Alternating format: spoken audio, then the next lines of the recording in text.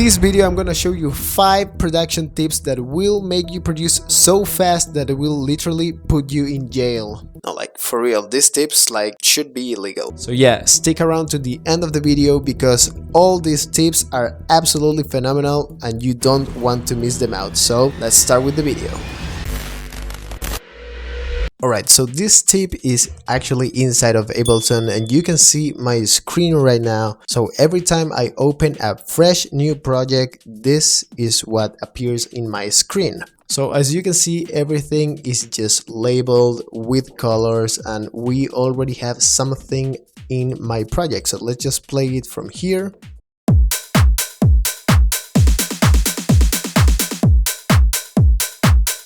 So this is a selection of my favorite samples that I tend to use just to write music. So this tip is basically develop your own template. Let me tell you how many times I tried to download, for example, Skrillex template or whatever type template. Guys, it just won't work. Try to find things that will work for you and try to implement them in your workflow. Remember, you can't be other artists. You can only be you. So develop your own workflow, develop your own template. This template actually has been with me for around 3 years. And throughout the years, as I learn new techniques, new ways of production, I start just updating it. I remember back then I was updating this template like every week because every new tutorial that I was looking and just learning, I just tried to implement it. But sometimes you implement so much new stuff that you realize that it's actually not working. So develop your own template, update it frequently until you just feel comfortable. Right now I would say that I update my template maybe once a month or just once every 2 months or so. So it's nothing huge. Usually it's just minor changes, but this is my template. And as you can see, for example, if I open my drums, everything is just organized. All my channels have already my processing chain ready to sound professional, on the go, super fast. No effort needed. So just a tip for you to develop your own template. Look for what actually works for you. If you are not super organized, just keep the way you are working right now. If it works for you, it's okay, but try to optimize your own workflow. So for example, whenever I open a new audio track, you can see we already have some processing chains that I used to do. For example, if I open my Pro Q, it already has a low cut. If I need to low cut some unwanted low end, so everything is just ready to go. You can see here I also have a special rack that I made to clip the signal just in case. I also have a limiter because of the way I produce. And if you want to make custom audio tracks, you only need to open an audio track, load up the plugins that you want, and then you just go here, right click, and then save as default audio track. You can do the exact same for MIDI tracks. So just ask yourself, what plugins are you constantly using, and then just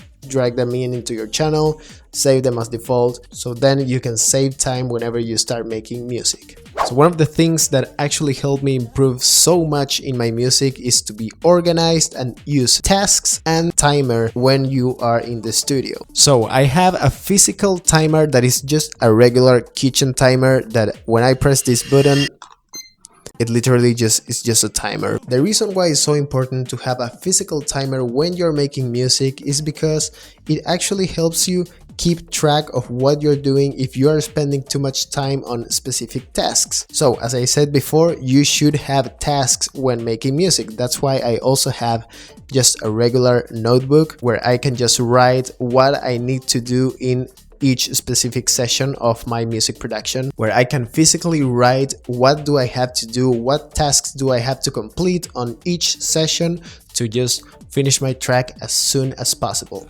Now, how you combine the notebook and the chronometer is really simple. So just write your tasks, what you need to do on each specific session. For example, let's imagine you just have 30 minutes to work on your music today, okay?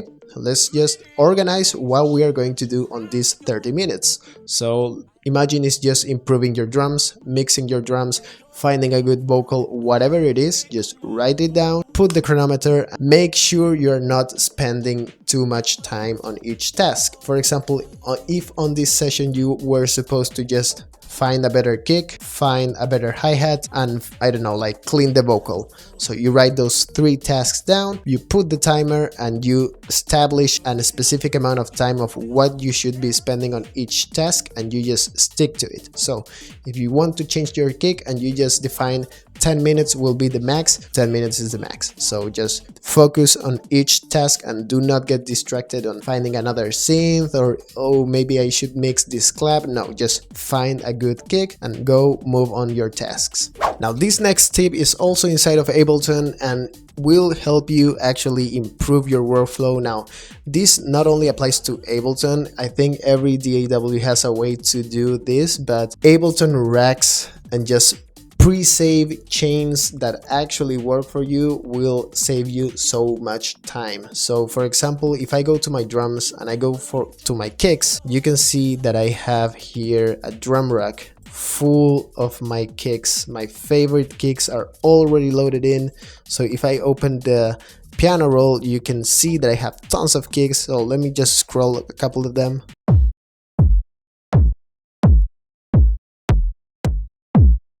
So these are all pre-selected kicks from me, so I know I would like them. Sometimes none of them actually work for the track and then I would just change it, but at least it will help me develop and create a new track fast without trying to find a kick that actually works in the first place. And I have the same for my claps, for my hi-hats, so just the essential drums are already loaded in with quality samples. So in the same line we have Ableton racks. So for example, if I go to instruments and I go to instrument racks, I have tons of pre-saved instruments that I developed throughout my productions of sounds that will actually work. So for example, let's go to lead patchers, for example.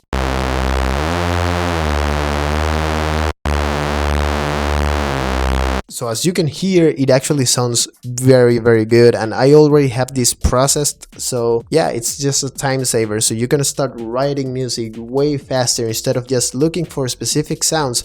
We can always change the sound later. It's just to create music faster. Remember, you have to produce fast so your brain doesn't get like caught up in that 8-bar loop. You just gotta move fast. As I said before, this is a huge time saver for you to start writing more music. So following the same line, you can start using custom racks and custom presets for your track. So for example, in my bass channel, I have this cleanest sidechain ever, but it's a way that I sidechain to get like the perfect kick and bass relationship. If you want to learn more about it, just hit the link down below in my Discord. I also have, for example, this easy spread, Jakuna easy spread, where I can just turn this dial and make a sound wider. For example, I also have the clip to 0. So this is just a clipper, and I have another stock clipper here that is just a couple of knobs that will help you save time for your productions, so you just move faster when you are in that creative state. And just another tip that you can use in Serum, for example,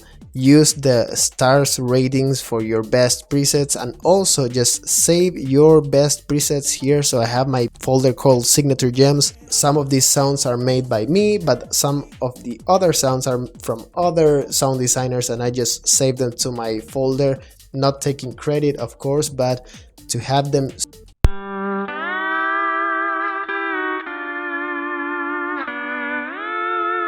Now this is a bonus tip that actually helped me finish so much music that it's actually unreal, and this tip is probably the most important one out of all the video. This tip is: do not export your tracks, period. Do not export them until they are finished. So one thing that it's so interesting that happens in your brain is the more you export and the more you listen to your tracks when they are in an unfinished state, your brain starts to get used to of how things are sounding. So whenever you jump back into a session, it's really hard for your brain to catch on what you should be adding, what you should be fixing, because your brain just actually got used to hearing your track the way it is. So it's like super hard to add things, super hard to remove things, and then you are just stuck in that hell of 8-bar loop.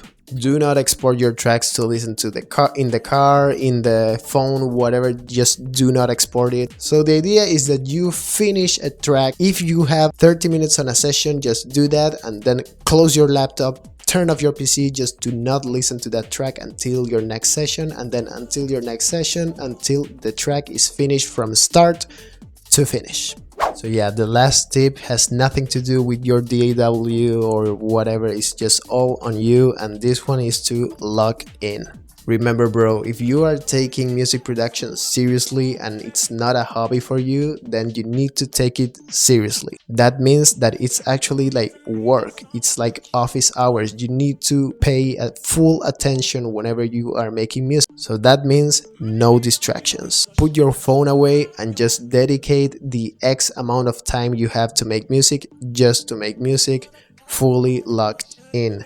No distractions at all. Have your bottle of water right next to you, have maybe a snack, whatever, but just keep your full attention on making music, on just moving forward in the project, and just developing the idea, developing whatever you have to do, just fully locked in, no distractions. Right guys, so my microphone died, so I'm just gonna use my phone, but I hope you guys really appreciate the tips that I said before. Trust me, if you start implementing them right now, you will see a huge difference in your productions. So yeah, if it actually helped you in your production journey, leave a like in the video, subscribe to the channel, and also if you have any other tips that may help me or other producers, leave them in the comment below. Don't forget to join the Discord with the link in the description. And yeah, see you in the next video. Bye bye.